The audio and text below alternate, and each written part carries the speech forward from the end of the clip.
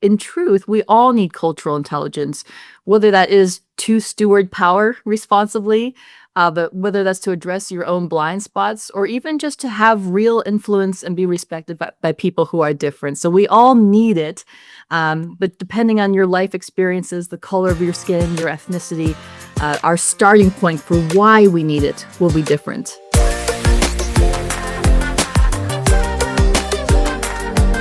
Hello and welcome. I'm Jude Trang. I'm the host of the Gift of Need podcast.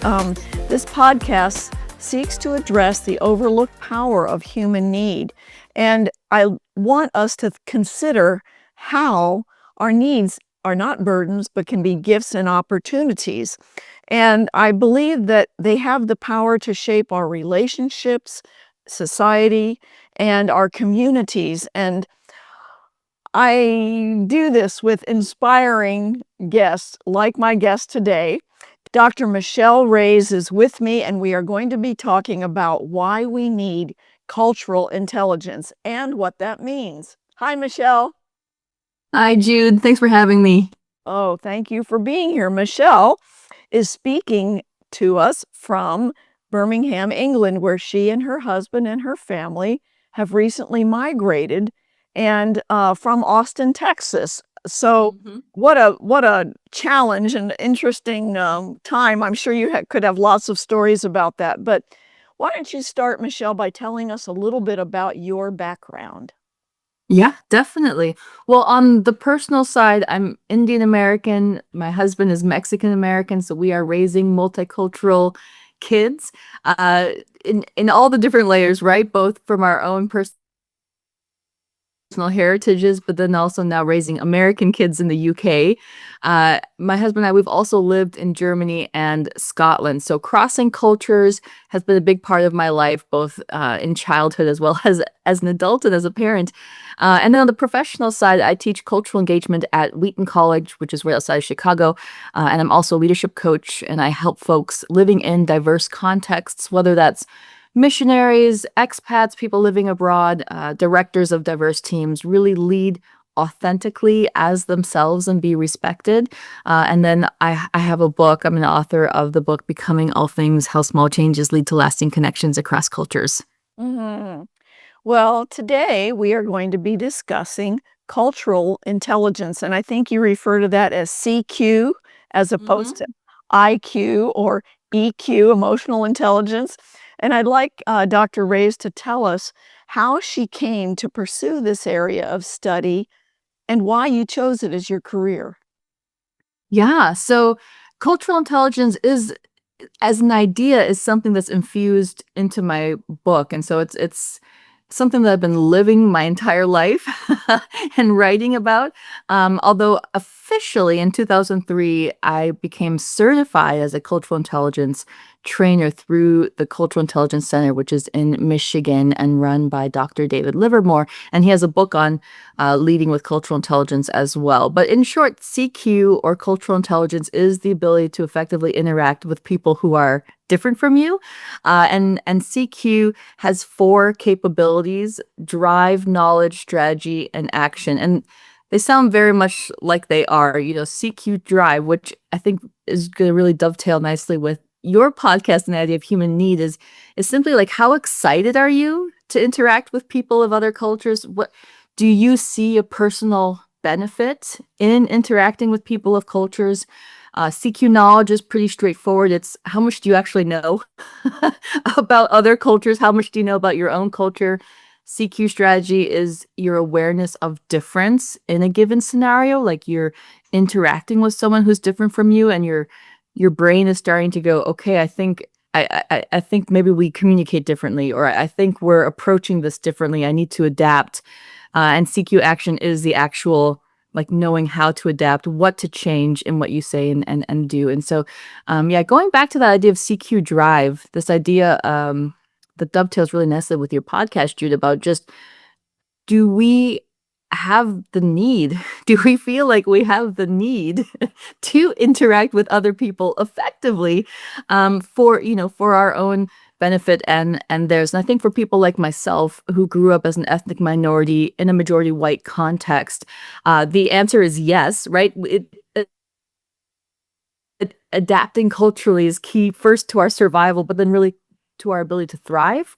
And I think that for a lot of folks who identify as white, who have lived primarily in monocultural, white communities, you might not automatically see the need for having cultural intelligence because you're not, your survival isn't dependent upon it because the culture and context you live in is built for you. But in truth, we all need cultural intelligence, whether that is to steward power responsibly, but whether that's to address your own blind spots or even just to have real influence and be respected by people who are different. So we all need it. But depending on your life experiences, the color of your skin, your ethnicity, our starting point for why we need it will be different. Yes. And so, of course, it's natural for you, as growing up, you said, in a multicultural family, for you to have that interest. Your book gives us a personal look at how a person of color, how cultural identity is understood and experienced in America and Western society in particular. Um, so we're hearing a lot about DEI, right? Diversity, equity, and inclusion recently in the recent years. And even though the focus has changed significantly since it was introduced in workplace training in the 80s, right? But would you explain the difference between diversity and multiculturalism? Yeah, for sure. Yeah, and diversity, DEI or DEI, diversity, equality, and inclusion. Now it's like DEIB, diversity, equality, inclusion, and belonging. It's a broad term, and I think it's as big of a broad stroke as you can imagine because the concept of diversity simply means bringing together people who are different from each other, with as wide of a range of variables as age and generation, gender, ethnicity, and culture, certainly, but also ability. So I'm thinking of folks with neurodivergence, for example, among other things. And when it comes to diversity, you could bring 10 white women in a room, right? And you'd have a wide diversity among them, with, variables such as like ethnic diversity, like maybe one is of Norwegian descent, another is Jewish, another is Italian, right? Potentially generational diversity, one could be 13, one could be 50, one could be 24. So I think it's important to understand that when we're talking about just the generic term of diversity, it means it could mean a lot of things, if you will. So it's a very, very large umbrella. Whereas multiculturalism specifically means the presence of multiple cultures in any given space. And this is actually a much more nuanced term. I like this term, but it's also a lot harder to achieve because, and I talk about this in my book, Becoming All Things, that our culture, this isn't just like language or a certain mode of dress or a certain food we eat. Like our culture is our unique story. It's our narrative. It's the narrative that we were born into and the values that were passed down to us from our family and our community, which are much, much deeper, right? Like if you think of that iceberg metaphor, like these are the things that are under the surface that make us who we are. And achieving a truly multicultural space is hard because it means allowing for these different, unique experiences, worldviews, behavioral preferences to all interact in an equal way. And as we know from our globalizing society, multiple cultures coming together actually creates a lot of friction, right? Which is why we often actually see more multi-ethnic spaces where different ethnicities are represented, but the space is still very monocultural, right? Like maybe it's still white dominant, even though you have Black or brown or Asian or Latino represented. So true cultural diversity, true multiculturalism requires us to have that desire to embrace cultural discomfort and a willingness to adapt how we do things, that flexibility for the sake of others. And I actually believe the more that the world globalizes and diversifies, this is a posture that we're going to need more. I think back as a young person, I was introduced to Amy Carmichael and her writings, and I was struck by how at the turn of the 20th century, from the 19th to the 20th, she went against all missionary norms in southern India. She dressed as an Indian woman. She even tea-dyed her skin to be a little bit darker and fit in because of what she was trying to accomplish. And it was her goal was not to allow anything to separate her from the people that she wanted to serve and minister to, right? And especially as a Christian. And I want to ask, do you think that white Christians many times confuse culture for faith, like how Western missionaries, tried to not only bring the good news of the gospel to Africa and Asia, but they also insisted on westernizing them in areas that are not even of moral significance, right? Yes, 100%. Yes, I would absolutely agree. I think throughout history, throughout missionary history, we've seen missionaries either refuse to adapt to local cultures or to force the locals to culturally adapt to the missionary lifestyle. And so many complications there, but I think at its core is that a lot of these missionaries most likely had very little cultural self-awareness, right? And I talk with white folks, white Christians today who truly believe they don't have a culture, right? And that's a problem because a lack of cultural self-awareness, of a lack of understanding the influence of culture on your own words and behaviors that's what leads to postures of moral superiority, of thinking I'm right and you're wrong and you need to become more like me, right? And so whereas for people who are culturally self-aware and who are wanting to lean into that posture of cultural intelligence, we have more of the mantra of it's not wrong, it's just different, right? And so to truly understand another culture, to know how to effectively interact with it, you do need to first understand your own culture. And I think that's what we're seeing that lack in a lot of missionary histories. Mm. In Becoming All Things, it's centered around the Apostle Paul writing to the early Christians in Greece, right, in his letter to the Corinthians. And he said, I'm going to read, I have become all things to all people, so that by all possible means I might save some. And you wrote in your book, each of us is called to go on a journey of becoming all things to all people. Becoming is not code for appropriating or stealing other people's cultures. It is a posture that desires to see the world through other people's eyes, value what they value, and it both centers and honors their way of life. This will require humility and flexibility. Ah, there's the rub. The old humility, pride fight. How has the Christian church failed in this area we're called to, and why? Yeah, well, I think there is this frustration, I'd say, for a lot of ethnic minorities today when they see a church say something like, "Oh, we're a multicultural church," "Oh, we have a multicultural leadership," right? And you look on the website and you see that there might be some like ethnic representation of maybe there's a black man on staff, or maybe there's an Asian woman, or the one Latino or something like that. But we know that even though the church has claimed to be multicultural, it's still dominant white in terms of how it's run, in terms of how leadership is understood, in terms of how the congregation is expected to act, in terms of how faith is, acted out both on Sunday mornings and throughout the week. And so, um, I think that in of itself, if I was to say what's a failure of the Christian church today, it's that it's confusing representation with true inclusion. And I think specifically on the level of communication, that's huge. An area in which we need more cultural intelligence is learning how to better listen and understand each other across cultures. And I think about, for example, and this is true in the church, this is true in organizations, in the larger corporate world as well, is that white Western folks, when they communicate, is often more aggressive.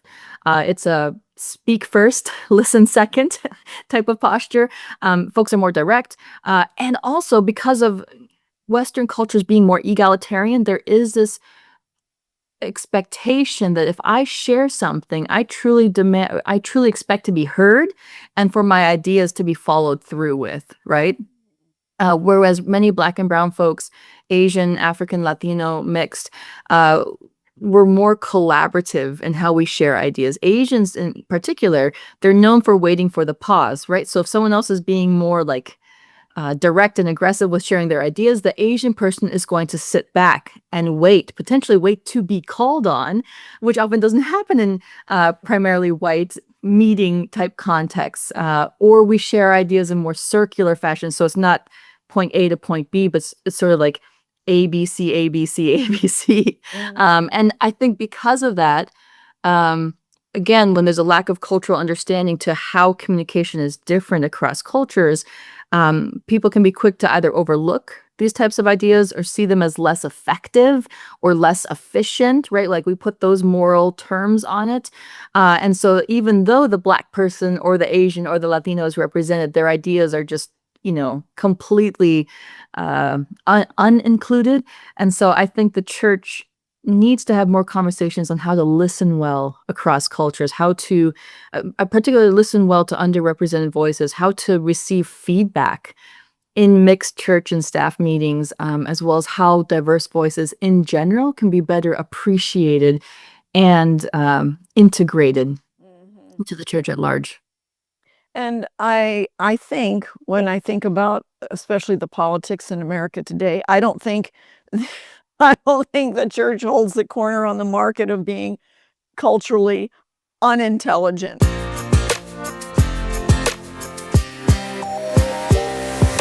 I have a personal experience, okay? In your book, you discuss not downplaying the importance of race and culture or saying that you're colorblind. Well, so years ago when we lived in Birmingham, Alabama, my husband was a professor there.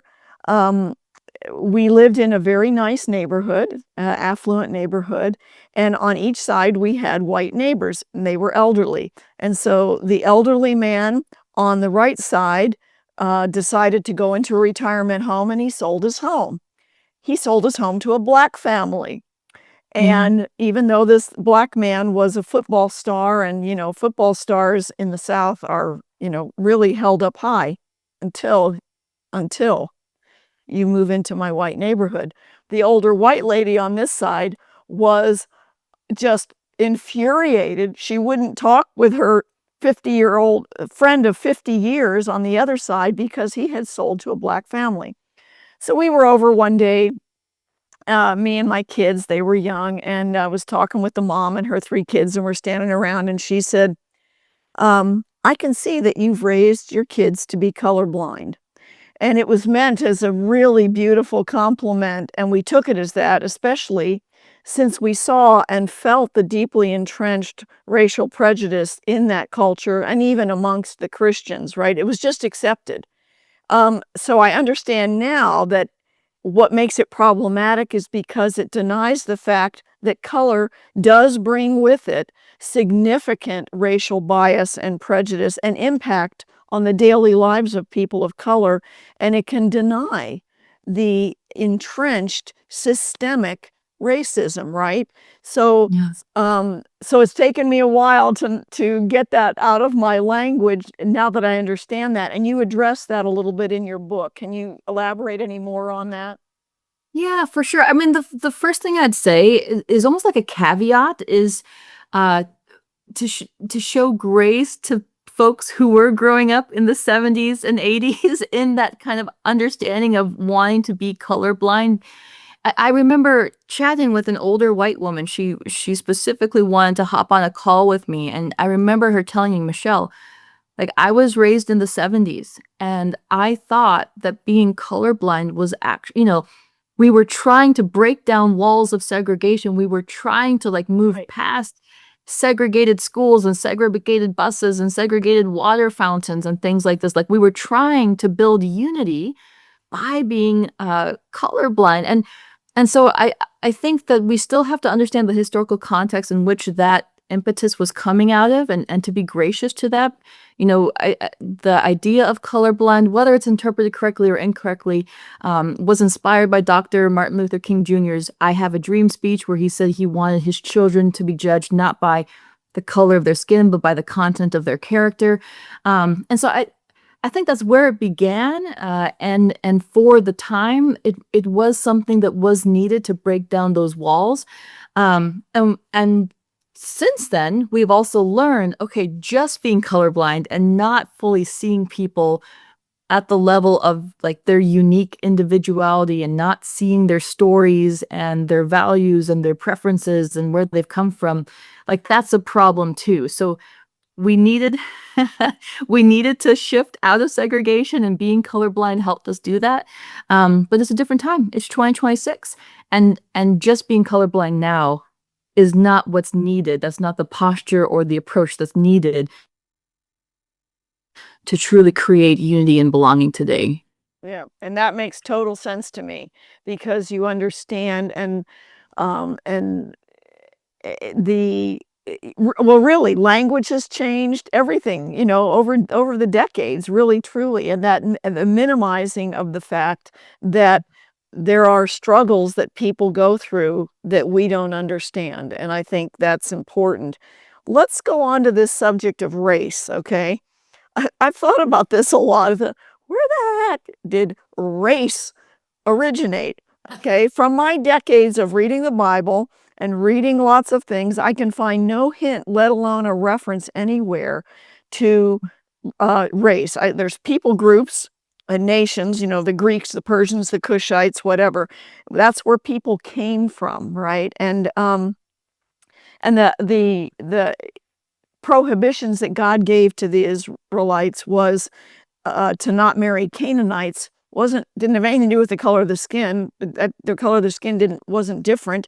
It had to do with their religious beliefs and their being heathen and their practices. So, and in the New Testament, I mean, clearly there's no division of people, and there's explicit teachings about us all being one in Christ. So, do you have any, like, what's the blush on why we even talk about races? Yeah, yeah, that's a great question. I mean, there's a short answer and a long answer. The short answer is simply that race is a social construct, right? Like racial identities, they weren't created by God. They weren't.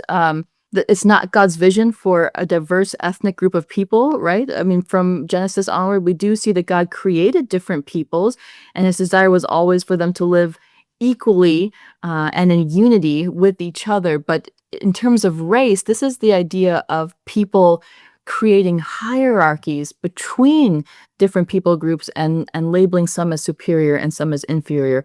And we don't see that term race in scripture, and that's not God's heart for people either. There's a lot of influences throughout history that has developed the concept of race.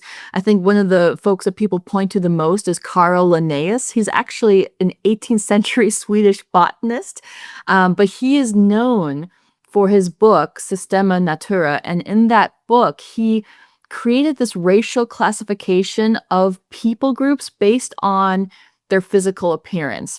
And so, for example, he wrote in this book that Europeans are governed by laws. They're gentle, they're inventive and creative, so very disciplined, creative, inventive people. He wrote that Asians are opinionated, haughty, and greedy, and this is all based. He's interpreting it off of people's facial features and expressions. He described Americans as free-spirited.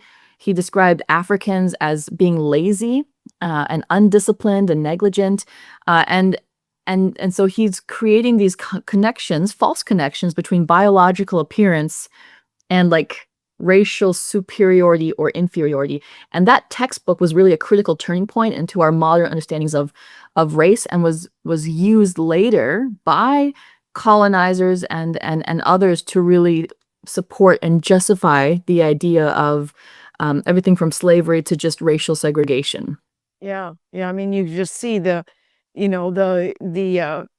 you think about it, wanting to have slaves and wanting to get them from somewhere. Like unlike in the Roman or the ancient era, when they got their slaves from when they fought and overtook a country, and they'd take captives and then they'd be slaves, right? Well, they were never also the indentured slaves that were chattel that were passed down from generation to generation. They were slaves, they could earn their freedom, blah blah blah.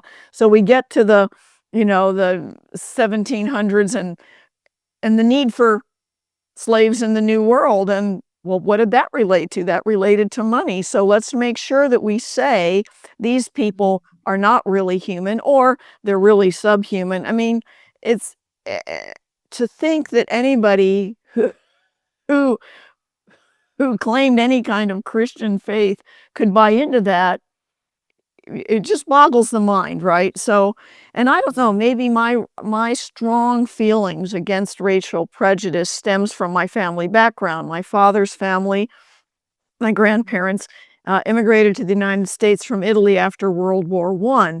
It took them years to gain their citizenship. They had to become proficient in English. They worked. My grandfather owned a barber shop.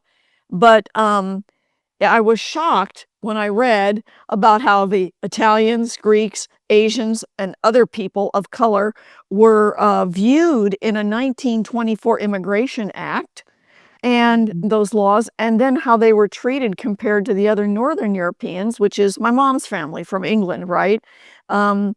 They it's always been bothered me, right? And then having grown up in my family in Arizona, very close to Mexico with Mexican friends, I didn't think people were still prejudiced. And so when John and I bought a historic home in 1930, from the 1930s, I'm not that old. Sometimes I feel it, but I'm not. Um, we found the covenants for the property of that was all this was developed. And oh my gosh, it said people of color were not allowed to purchase homes there. And that was not just blacks and Mexicans, but Italians and Greeks and Asians. And I know we can't imagine that today, like being the covenants for a neighborhood. But I think what this brings up to me is income inequality and gentrification. It does play a role in keeping people of different cultures separated, right? Yes. Yes, yeah, 100%. I mean, I think that would be a really good exercise for anyone, is to actually learn the zoning laws, the history of zoning laws for their city. Because even for my husband and I living in Austin, Texas, it's very clear historically that West Austin has always been wealthy white and East Austin has been black, brown, and poor. And it has to do with the 1920 zoning laws, where the city of Austin made it illegal for anyone who was black or brown to have any kind of business, to do business on the West Side. And so it forced all ethnic minority businesses to the East Side, which of course, what does that lead to? It leads to people going and living there, right? Right. And and so over it's 100 years of just segregation that isn't officially called segregation, right?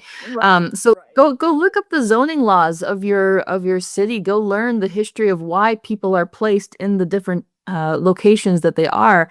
And I think what's interesting when it comes to gentrification is that, again, going back to Austin, Texas, is that for a long time, because East Austin was black, brown, and poor, it was labeled like the part of town you don't go to. Like that's the dangerous part of town. That's, fill in the blank kind of thing. But then early 2000s, it got discovered by the artists and the musicians and all these sorts of things. And all of a sudden, this kind of new like wave of hipsters started moving in, and the mosaics started popping up, and the live music on the street corners and things like that. And over time, East Austin began to gentrify, and all of these black and brown families who had historically been in East Austin for 50, 60, 70 years, who didn't own their own homes, were only renting, all of a sudden they could note, because a lot of wealthier white people were moving into East Austin, it doubled, tripled the rent for home. Even like 300 square foot pier and beam homes, it just tripled or quadrupled the rent. They could no longer afford it. And then we saw a mass exodus of poor Black and brown families leaving East Austin, going further out of the city because of gentrification. Um, so again, I think to your point, we should start with awareness, like the history of zoning laws, understanding the impact of gentrification. But then I think even asking the question, how can we love our city? How can we love our community without gentrifying it? What does that look like for us today and the context in which we're in? Yeah, and I think many of us feel strongly in America to be more multicultural and to not live separate from those, who are in poverty. And yet, because of how we work and where we live and that income inequality, we keep separate lives. And do you have some practical advice and steps we can take to change this dynamic in our lives, in our neighborhoods, and in our churches? And just to paraphrase, backing up, it seems to me when you were saying that the artists and musicians and people moved in, and of course somebody raised those rents. Somebody did not have to raise those rents, right? And so there are choices that Mhm. people make that are it's not me. I'm not somebody who, is a developer or owns, I'm not a slumlord. And so, but there are slumlords, right? And granted, again, money was the motive, but they made that choice. So, what's some practical advice for those of us who want to live a more multicultural life? Yeah, yeah.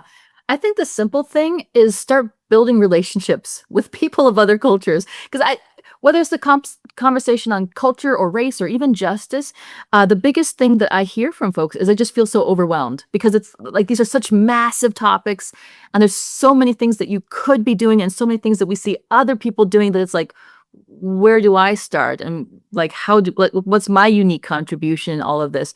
And so I think we just have to make it personal to like our life and the people in our space. And we do that by building relationships, building friendships with people of other cultures. And I know that sounds simple, but I also know that that's a real challenge for folks in white Western contexts. And I've seen this across the board as a leadership coach, as someone who's worked with people from the United States and Canada, but then also Europe and Australia, is that for dominant white Western contexts, white folks have a hard time building relationships with people of other cultures, particularly when it comes to breaking bread together and inviting people over to their home or going to someone else's home for a meal. And I hear this all the time. It's we don't want to bother other people. Like we don't want to be a burden. We don't want to like bother them. I hear that phrase bother so often. And one, I'm like, okay, not that I represent black and brown people everywhere, but we want to be bothered. Like we want to be invited to your home. We want to invite you to our home. So I think if we want to grow in our cultural intelligence, cultural competence, you're going to have to need to get over that fear of bothering someone by inviting them over for a meal. And yeah, I mean, if you're single or something like that, grab coffee with a coworker, or go to a pub or something like that. But intentionally building relationships with people of other cultures should happen over food and drink. Like bring those two things together, and that will then help you understand the world through their eyes and what they're going through, and be able to want to weigh in to support and encourage in a very relational type way. So build relationships with people of other cultures and eat and drink together. Right. I think that's a great, everyone is comfortable when you can sit down and eat together and that meal and the community that happens. And you're not the only person who I've had on the podcast. I can't tell you from all the different uh, walks of life and careers that talk about this important part of relationships and how relationships and community go together, and that it is that kind of, one at a time. And you're right, a lot of times for someone like me, an idea person, I see the whole big overwhelming picture and I go, I can't fix this. I can't even make a dent in it. But it is that, we're not told to do that. We're told to work with where we are given our area and sphere of influence and to look for those people. Here right now, I'm in Melbourne, Australia, and uh, the issues here with the First Nations people are just overwhelming.